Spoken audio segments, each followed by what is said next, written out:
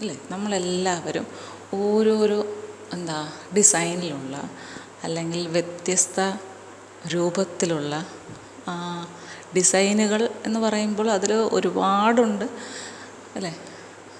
വേഷങ്ങൾ ധരിക്കുന്നവരാണ് നമ്മൾ.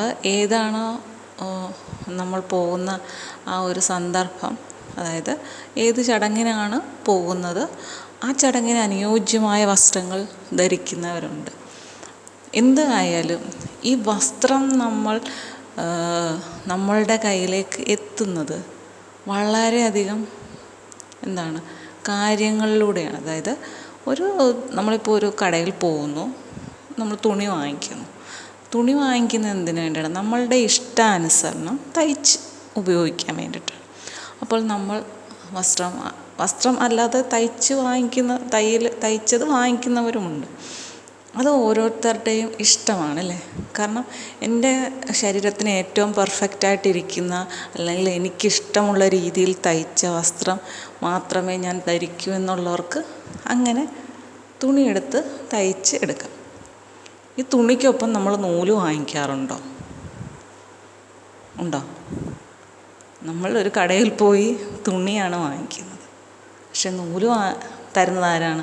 അതാരാണോ തയ്ച്ച് തരുന്നത് അയാളുടെ കയ്യിലാണ് നൂലുള്ളത്. ചിലർ നമ്മൾ സ്വന്തമായിട്ട് തയ്ക്കുന്നവർ അപ്പുറത്തെ കടയിൽ പോയി നൂലും കൂടെ വാങ്ങിച്ച് കൊണ്ടുവരുന്ന, അല്ലെങ്കിൽ നമ്മുടെ കയ്യിലുണ്ടാകും, അത് ഉപയോഗിച്ച് തയ്ക്കും അല്ലേ? പക്ഷേ നമ്മൾ ഇഷ്ടപ്പെടുന്ന രീതിയിലൊരു തുണി തയ്ച്ച് അല്ലേ അതിനൊരു രൂപമുണ്ടായി കിട്ടണമെങ്കിൽ ആ തുണിയെക്കാട്ടിലും എത്രയോ ചെറിയ ഒരു നാര് പോലുള്ളൊരു സംഭവം അല്ലേ, നൂല്, അത് വേണ്ടി വന്നു അല്ലേ? അതാണ് നമ്മളത് നമ്മുടെ ഡ്രസ്സിൻ്റെ കളറിന് ചേരുന്ന നൂലാണ് തിരഞ്ഞെടുക്കുന്നത്. എന്തിനാണ്?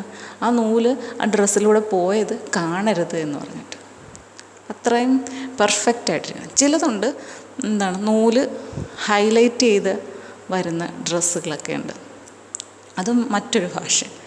എന്തായാലും ഏത് തരത്തിലുള്ള വസ്ത്രമാണെങ്കിലും നമ്മൾക്കിഷ്ടമനുസരിച്ച് തയ്ച്ചെടുക്കണമെങ്കിൽ അതിൽ വളരെ പ്രാധാന്യം അർഹിക്കുന്ന ഒരാളാണെന്ന് പറയുന്നത് നൂലെന്ന് പറയുന്നത്. 2000 രൂപയുടെ ഡ്രസ്സായാലും തുണിയായാലും 10,000 രൂപയുടെ തുണിയായാലും ഡ്രസ്സായാലും അതിലുപയോഗിച്ചിരിക്കുന്ന നൂലിൻ്റെ വില എത്ര ആയിരിക്കും? അത്ര വിലയുണ്ടോ? തുണിയുടെ അത്രയും വിലയുണ്ടോ നൂലിന്? ഇല്ല. പക്ഷേ നൂലില്ലാതെ ഒരു തുണിയും തയ്ക്കാൻ പറ്റില്ല. അതൊരു സത്യമാണ്. ശരിയല്ലേ? നൂലില്ലാതെ തയ്ക്കാൻ പറ്റുമോ?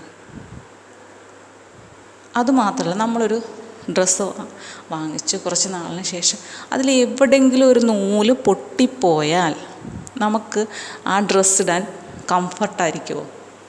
നമുക്കൊരു കംഫർട്ടും ആയിരിക്കില്ല. അവിടെ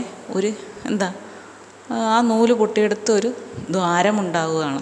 അത് ചിലപ്പോൾ നമ്മുടെ ശരീരത്തെ പുറമേ ഉള്ളവർക്ക് കാണാൻ പാകത്തിനാവും. അപ്പം നമുക്ക് അത് ഉപയോഗിക്കാൻ പറ്റാത്ത രീതിയിലായി പോവാം തുണി അല്ലേ? വീണ്ടും നമ്മൾ എന്ത് ചെയ്യും? ആ നൂല് പൊട്ടിപ്പോയ ഭാഗത്ത് വീണ്ടും നൂല് കൊണ്ട് തന്നെ തയ്ക്കും. ശരിയല്ലേ? ഇതുപോലെ തന്നെ നമ്മുടെ ജീവിതത്തെ ഒന്ന് ആലോചിച്ച് നോക്കേ. നമ്മളുടെ ജീവിതം അല്ലേ? സ്ത്രീ ആയാലും പുരുഷനായാലും വിവാഹം കഴിക്കുന്നവരുടെ കാര്യമാണ്. ഒരു നൂലിൽ അല്ലേ? നമ്മൾ ഹിന്ദുക്കളുടെ കാര്യമാണ്. ക്രിസ്ത്യൻസിനൊക്കെ പിന്നെ മുസ്ലിംസിനൊക്കെ മാലയാണ് അല്ലേ? എന്തും ആയിക്കൊള്ളട്ടെ, ഹിന്ദുക്കളാണെങ്കിൽ നൂലിലാണ്, ചരടിലാണ് താലി കെട്ടുന്നത്. അത് ഇപ്പം സ്വർണം കൊണ്ടുള്ള മാലയാണെങ്കിലും അതിനെയും നമ്മൾ താലി എന്നുള്ള രീതിയിൽ കാണും. ആ ഒരു ബന്ധം അവിടെ തുടങ്ങുകയാണ് ഇല്ലേ? അതിനെ പവിത്രമായി കണ്ട് ആ ജീവിതത്തെ ഏറ്റവും ശ്രേഷ്ഠമായി കണ്ട് അത് നമ്മുടെ ജീവിതത്തിൻ്റെ ഭാഗമാണ് എന്ന് മനസ്സിലാക്കി ആ ജീവിതത്തിലെ നല്ല രീതിയിൽ മുന്നോട്ട് കൊണ്ടുപോകുക. ആ ബന്ധം പൊട്ടിപ്പോകാതെ ഇടയ്ക്കൊക്കെ ചില പ്രശ്നങ്ങളുണ്ടായാൽ, അതുപോലെ നൂലൊക്കെ പൊട്ടുന്ന ഒരു സന്ദർഭം വന്നാലും അത് തുന്നിച്ചേർത്ത് അല്ലെങ്കിൽ അത് വിളക്കി ചേർത്ത് നല്ല ഒരു ജീവിതമാക്കി മുന്നോട്ട് കൊണ്ടുപോവുക.